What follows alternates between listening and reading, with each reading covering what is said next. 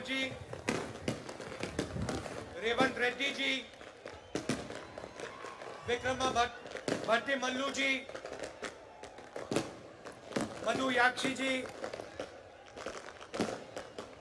दामोदर नरसिम्हा जी, जाना रेड्डी जी, पोन्नला जी, शाबिर अली जी, जीवन रेड्डी जी, उत्तम रेड्डी जी, मोहम्मद अजहरुद्दीन जी, जग्गा रेड्डी जी, भाइयों और बहनों, कांग्रेस के हमारे प्यारे कार्यकर्ता, प्रेस के हमारे मित्रों, आप सबका यहां बहुत बहुत स्वागत, नमस्कार। ये जो आपका प्रदेश है, नया प्रदेश है, तेलंगाना, ये आसानी से नहीं बना था। इस प्रदेश को बनाने के लिए तेलंगाना के युवाओं ने, तेलंगाना के माता ने अपना खून, अपने आंसू दिए थे। और ये प्रदेश किसी एक व्यक्ति के लिए नहीं बना था, ये एक सपना था, तेलंगाना के जनता का सपना था। 8 साल हो गए। मैं आपसे पूछना चाहता हूं, तेलंगाना का जो सपना था, प्रगति का सपना, उस सपने का क्या हुआ? पूरा तेलंगाना देख सकता है कि एक परिवार को जबरदस्त फायदा हुआ, मगर मैं आपसे पूछना चाहता हूं, तेलंगाना की जनता को क्या फायदा मिला? क्या आपको रोजगार मिला? आज यहां पर किसानों की विधवा स्टेज पे हैं, रो रही हैं। ये किसकी जिम्मेदारी है? और ये अकेली नहीं है, ऐसी तेलंगाना में हजारों बहनें हैं जिनके पति ने आत्महत्या की। किसकी जिम्मेदारी है? सपने को पूरा करने के लिए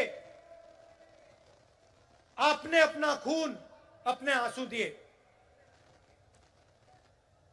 आप लड़े, मगर हम भी आपके साथ खड़े थे। कांग्रेस पार्टी ने भी आपके साथ ये लड़ाई लड़ी और अंत में कांग्रेस पार्टी ने और सोनिया गांधी जी ने ये काम पूरा करके तेलंगाना की जनता को दिया। और भाइयों और बहनों, आप ये मत भूलिए, ये काम कांग्रेस पार्टी के लिए आसान नहीं था। कांग्रेस पार्टी को नुकसान हुआ, हमें मालूम था कि हमें नुकसान होने जा रहा है, मगर हम तेलंगाना की जनता के साथ खड़े हुए और हमने मिलकर, आपके साथ मिलकर आपको नया प्रदेश दिया। आपने सोचा था कि तेलंगाना की जनता की सरकार बनेगी, किसानों की सरकार बनेगी, मजदूरों की सरकार बनेगी, गरीबों की सरकार बनेगी। पता लगा जनता की सरकार नहीं बनी। आज तेलंगाना में कहा जाता है कि चीफ मिनिस्टर है, मगर ये चीफ मिनिस्टर नहीं है, ये राजा है। राजा और मुख्यमंत्री में क्या फर्क होता है? मुख्यमंत्री जनता की आवाज को सुनता है, राजा जनता की आवाज को नहीं सुनता है। राजा जो करना चाहता है वो कर डालता है। मुख्यमंत्री लोकतंत्र में भरोसा करता है, मुख्यमंत्री जनता की बात सुनकर निर्णय लेता है। राजा को लोकतंत्र से कुछ लेना देना नहीं। जो राजा के दिल में आता है वो राजा कर देता है। यह फर्क है। छत्तीसगढ़ में हमारी सरकार है। चुनाव के समय हमने 2 वायदे किए थे, बड़े वायदे किए थे। पहला वायदा कि छत्तीसगढ़ के किसानों का हम कर्जा माफ करके दिखा देंगे, और दूसरा वायदा पैडी को हम 2500 रुपए में खरीदेंगे। किसानों ने हमें कहा कि हमें कर्जा माफी की जरूरत है और हमें 2500 रुपए आप दीजिए। हमने उनकी आवाज सुनी, और आज आप जाइए, छत्तीसगढ़ जाइए और वहां पूछिए धान के लिए क्या दाम मिलता है। पूरा छत्तीसगढ़ का किसान आपको बताएगा कि छत्तीसगढ़ में 2500 रुपए पर धान मिलता है। आज आपके जो चीफ मिनिस्टर हैं किसानों की आवाज नहीं सुन रहे हैं। 2-3 बड़े उद्योगपतियों की आवाज सुनते हैं, उनके लिए काम करते हैं, मगर किसानों की आवाज नहीं सुनते हैं। और जो छत्तीसगढ़ के किसान ने कहा था वही तेलंगाना का किसान कह रहा है। तेलंगाना का किसान कह रहा है कि मिर्ची के लिए, धान के लिए हमें सही दाम चाहिए और हमारा कर्जा माफ होना चाहिए। छत्तीसगढ़, तेलंगाना के किसी भी किसान को घबराने की जरूरत नहीं है। जैसे ही कांग्रेस पार्टी की यहां सरकार बनेगी, वैसे 2 लाख रुपए का कर्जा माफ होगा और आपको सही एमएसपी मिलनी शुरू हो जाएगी। आपको ज्यादा समय रुकने की जरूरत नहीं है। आप घबराइए मत, डरिए मत। यह काम कुछ ही महीने में कांग्रेस पार्टी करके आपको दे देगी। ये खोखले शब्द नहीं है, ये तेलंगाना के सपने को पूरे करने का पहला कदम है। किसानों की मदद, किसानों की रक्षा के बिना तेलंगाना का सपना पूरा नहीं हो सकता है। अभी हमने वरंगल डिक्लेरेशन किया और उसमें हमने तेलंगाना के किसानों से वायदे किए। मैंने कर्जा माफी की बात की, एमएसपी की बात की, 15,000 रुपए प्रति एकड़ डायरेक्ट बेनिफिट हम किसानों को देने जा रहे हैं। और रेवंत जी ने पूरा डिक्लेरेशन पढ़ा। यह सिर्फ एक डिक्लेरेशन नहीं है, यह किसानों के लिए कांग्रेस पार्टी की गारंटी है। तेलंगाना के हर किसान को यह डिक्लेरेशन पढ़ना चाहिए। और जब आप इस डिक्लेरेशन को पढ़ेंगे, आप यह बात याद रखिए कि इस डिक्लेरेशन का हर शब्द कांग्रेस पार्टी की गारंटी है। और यह हम इसलिए कर रहे हैं क्योंकि हम जानते हैं कि अगर किसान कमजोर रहेगा तो तेलंगाना का सपना पूरा कभी नहीं हो सकता है। क्योंकि किसान ही इस प्रदेश की नींव है, फाउंडेशन है। मैंने पहले आपसे सवाल पूछा था कि तेलंगाना के साथ धोखा किसने किया। तेलंगाना का जो सपना था उससे किसने धोखा किया। तेलंगाना से हजारों करोड़ रुपए किसने चोरी किए। उस व्यक्ति का नाम क्या है? नहीं, सुनाई नहीं दिया, फिर से बोलिए, क्या नाम है उसका? तो आप एक बात अच्छी तरह समझ लीजिए और कांग्रेस का हर नेता, हर कार्यकर्ता इस बात को अच्छी तरह समझे।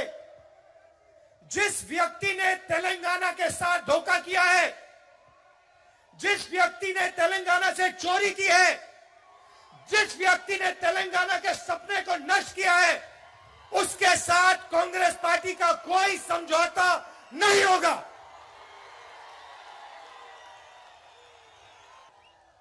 और अगर यह सवाल आज के बाद किसी भी कांग्रेस नेता ने उठाया, उसको हम कांग्रेस पार्टी से बाहर कर देंगे।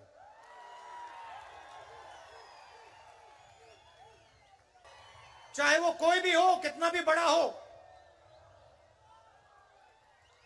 उसको हम पार्टी से बाहर कर देंगे। आप अगर किसी भी कांग्रेस पार्टी के नेता को टीआरएस से समझौता करना है तो या वो टीआरएस में चला जाए या फिर बीजेपी में चले जाए।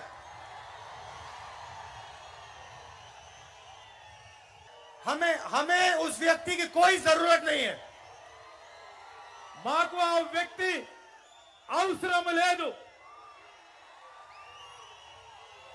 हम यहां हमारी विचारधारा की लड़ाई है। हम राजा से समझौता नहीं करेंगे।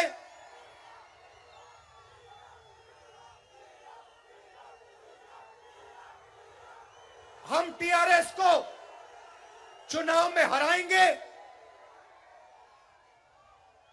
टीआरएस को चुनाव में हराएंगे और सीधी कांग्रेस पार्टी और टीआरएस की लड़ाई होगी। और एक बात और याद रखिए, जिस व्यक्ति ने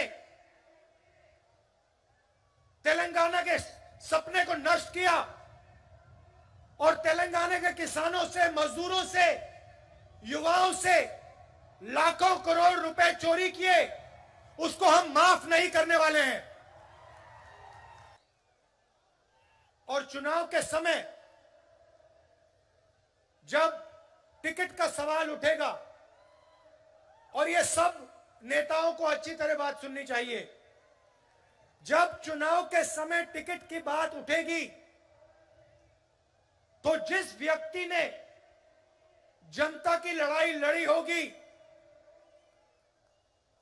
उसी को मेरिट बेसिस पे टिकट मिलेगा। चाहे आप कितने भी बड़े हो, आप कोई भी हो, अगर आप किसानों के साथ नहीं खड़े थे, अगर आप गरीबों के साथ नहीं खड़े थे, तो आपको कांग्रेस पार्टी का टिकट नहीं मिलने वाला है। सोनिया जी ने जब तेलंगाना आपको दिया, उसके पीछे एक सपना था। तेलंगाना की जो आवाज थी उसको सुनकर सोनिया जी ने आपको प्रदेश दिया था। और प्रदेश इसलिए दिया था क्योंकि वो चाहती थी कि जो आपका तेलंगाना का सपना था वो पूरा हो। वो सपना आपका है, सोनिया जी का है, मगर मेरा भी है। और उस सपने को मैं आपके साथ पूरा करना चाहता हूं। तो जहां भी मेरी जरूरत होगी जहां भी आप मुझे बुलाना चाहते हो, जहां भी मैं तेलंगाना की मदद कर सकता हूं, मैं करने को तैयार हूं। यह सिर्फ आपकी लड़ाई नहीं है, यह सिर्फ तेलंगाना के किसानों की, युवाओं की लड़ाई नहीं है, यह कांग्रेस पार्टी की लड़ाई है और यह मेरी लड़ाई है। मैंने पहले कहा था कि जो भी व्यक्ति कहता है कि टीआरएस के साथ समझौता होना चाहता है, उसे या बीजेपी में या टीआरएस में चला जाना चाहिए, क्योंकि समझौता अगर है तो बीजेपी और टीआरएस का समझौता है। आप याद रखिए, जब नरेंद्र मोदी जी ने 3 काले कानून पार्लियामेंट में पास किए थे, तो टीआरएस के नेता क्या कह रहे थे? बीजेपी जानती है कि वो तेलंगाना को डायरेक्टली रूल नहीं कर सकते। वो जानते हैं कि तेलंगाना में उन्हें रिमोट कंट्रोल की जरूरत है, कि कांग्रेस बीजेपी से कभी समझौता नहीं कर सकती। इसलिए बीजेपी चाहती है कि तेलंगाना में टीआरएस की सरकार रहे। और सबूत यह है कि तेलंगाना के चीफ मिनिस्टर जितना भी पैसा चोरी करना चाहते हैं कर सकते हैं, और बीजेपी की सरकार ना उन पे ईडी लगाती है ना सीबीआई लगाती है। ये रैली किसानों के लिए थी, किसानों को भरोसा देने के लिए थी, वारंगल डिक्लेरेशन के लिए थी। हम चाहते थे कि तेलंगाना के किसानों को मालूम हो कि कांग्रेस पार्टी एक साथ उनके साथ खड़ी है और उनकी पूरी मदद करने जा रही है। ఈరోజు ఇంత పెద్ద బహిరంగ సభ किसानों को हमने इसलिए मैसेज दिया क्योंकि वो इस प्रदेश की नींव है, फाउंडेशन है। अगली रैली में हम आदिवासियों को ऐसा ही मैसेज देना चाहते हैं, और उनकी जो लड़ाई है 10% रिजर्वेशन की जो लड़ाई है, उसमें हम उनकी पूरी मदद करने जा रहे हैं। तेलंगाना बनने के बाद आपने टीआरएस को 2 बार मौका दिया और टीआरएस ने तेलंगाना के जनता को धोखा दिया। अब आप कांग्रेस पार्टी को एक मौका दीजिए और किसानों की, गरीबों की सरकार हमें बनाने दीजिए। कांग्रेस पार्टी ही आपके साथ मिलकर तेलंगाना के सपने को पूरा कर सकती है। आज शाम आप दूर दूर से मेरी बात सुनने आए, इसके लिए आप सबको दिल से धन्यवाद। नमस्कार, जय हिंद। మీరు చూస్తున్నారు ఐ డ్రీమ్ న్యూస్ ని. Please subscribe I dreams For more videos, subscribe I Dream. please subscribe for more videos. I dream. I dream. For more videos Subscribe. I dream. Please subscribe. Subscribe I dream channel. Do subscribe. I dream. I dream channel ని subscribe చేయండి. Do watch I Dream.